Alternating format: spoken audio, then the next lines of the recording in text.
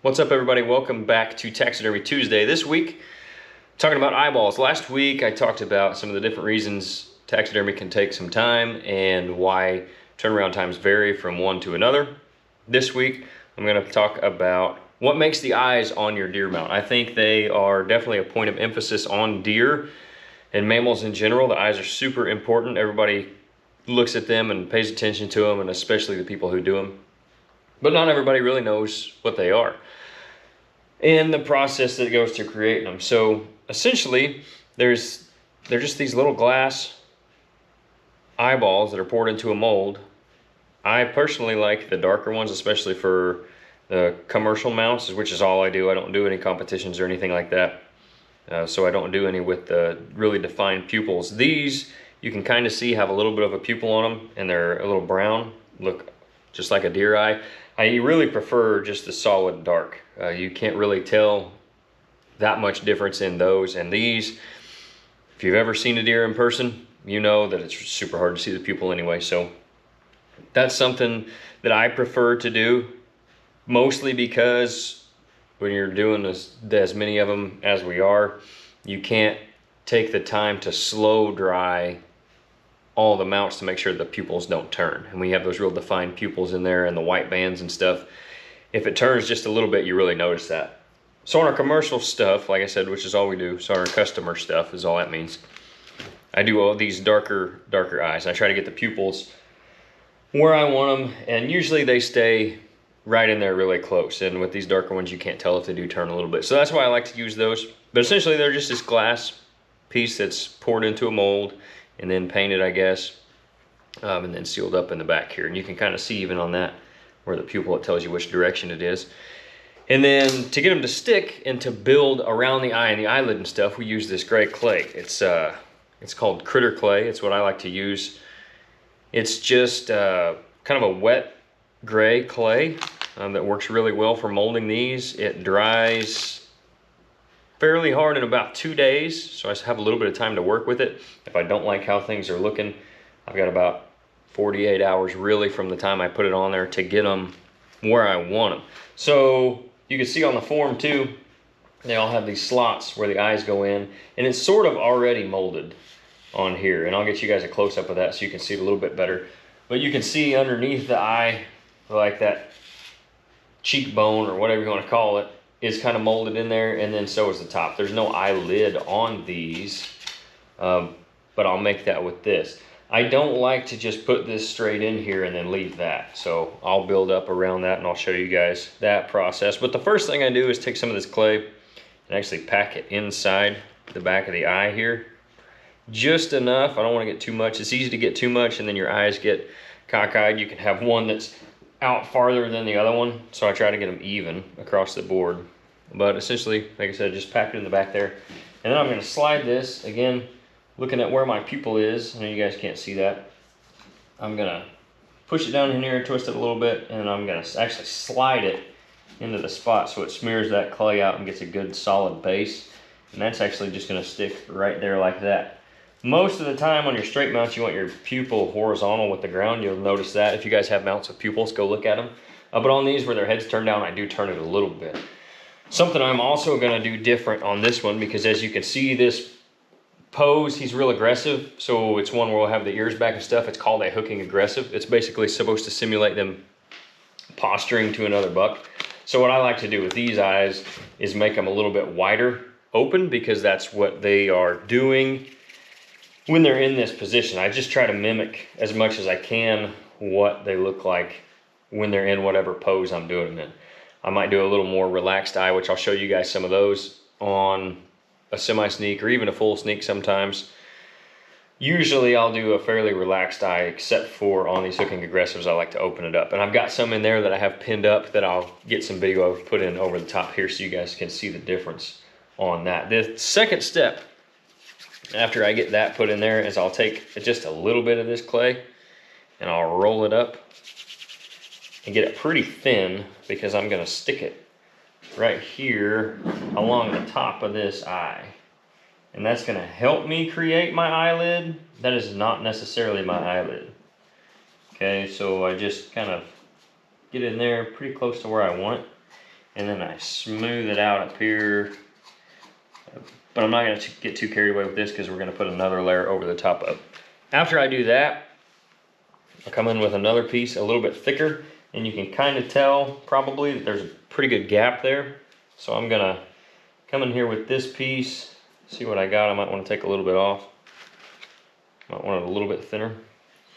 Come in here, get that on there to fill that gap, and then get it just fairly flush with what the form's already doing. Usually the bottom side of the eyes on these forms is pretty good. I just have to fill in that gap, and then I'm gonna get that pretty smooth. A lot of people use water when they do this part. As long as you can get it smooth, I don't really worry about using water too much. So I get that nice and flush on there, smoothed out, and then that's basically the bottom of the eye right there. So what I'm gonna do a little bit later, which I won't be able to show you guys on this video because I'll talk about the face and tucking it and pinning it on a later video, but you can see we leave these in here. This little eyelid, basically, part of it. And then I'll tuck that into here. I do some forms, quite a bit of them now, when I have the opportunity to have preset eyes in them. And we actually cut these out. I'll show you guys one of those maybe on a different video coming up. But we cut these out and then we don't have to tuck anything because the eyes are already set in there. But that's also why I like to add this part, is it gives me a little bit better place to tuck. I've kind of toyed with using different amounts of clay on this. I'm getting to a place where I kind of know what I like now. I've had too much at times, I've had too little at times. It's just kind of part of figuring out what you like to do. So I'm gonna get this about where I want it. And then I usually start it down here where the form comes up and makes that contour. It just makes it a little bit easier to mold the way I want it. So I'm gonna build this top part of the eye with this piece here. And I'm doing the same thing that I did on the bottom. I'm just smashing this on here and molding it around the eye, and then I'm gonna try to get it flush. As flush as I can anyway. One thing I do that's probably a little bit different than some other people, and I've seen it some on videos and how-tos and just on Facebook groups and stuff, is some taxidermists, maybe yours does this, they like to get this clay molded just almost exactly how they want the eye to look. I don't necessarily like to do it that way because this gives me a better chance to make it look like the deer actually looked. So I don't really know what his eye looks like right now because it's hanging down here. But once I get it on there, I'll be able to tell. Most of them are pretty much the same. But this is about all I'm gonna do before I go ahead and put the hide over the eye, and then I'll finish it from there. So like I said, some people will go in and they'll go ahead and create the lid and they'll get this all shaped just exactly how they want it. But what I'm gonna do, and I'll show you guys here, is once I put the clay up here like you saw while I was working on the last video, and then in the ears, which I'll do videos on those too, I'm gonna pull this up and then I'll sew it. And then what I'll do after that is take, like I said, and tuck that eye in there. Hopefully you can see that. Tuck that eye in and around here.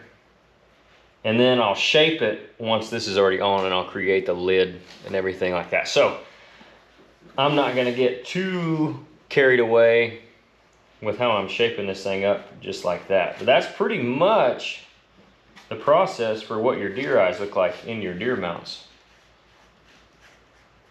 And you guys can see on the video I overlaid what the final product looks like. After that point, there's a little bit more with waxing and painting that we'll talk about once I get to that step in the process.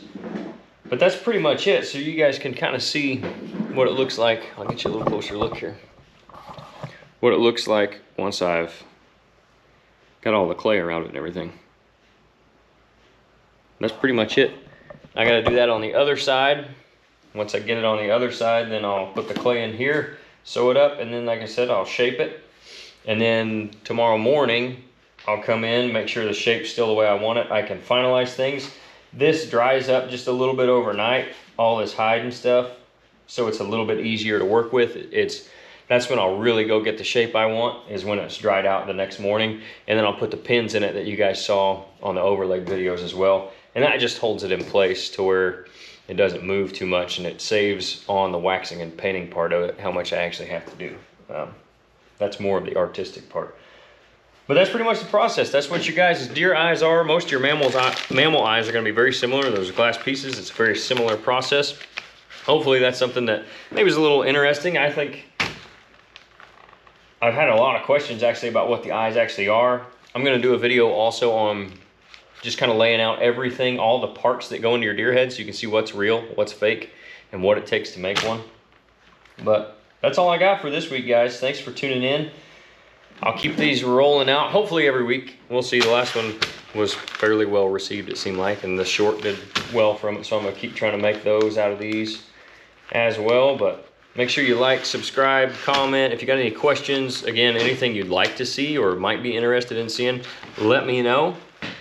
If not, thanks for watching, and I'll catch you guys next Tuesday.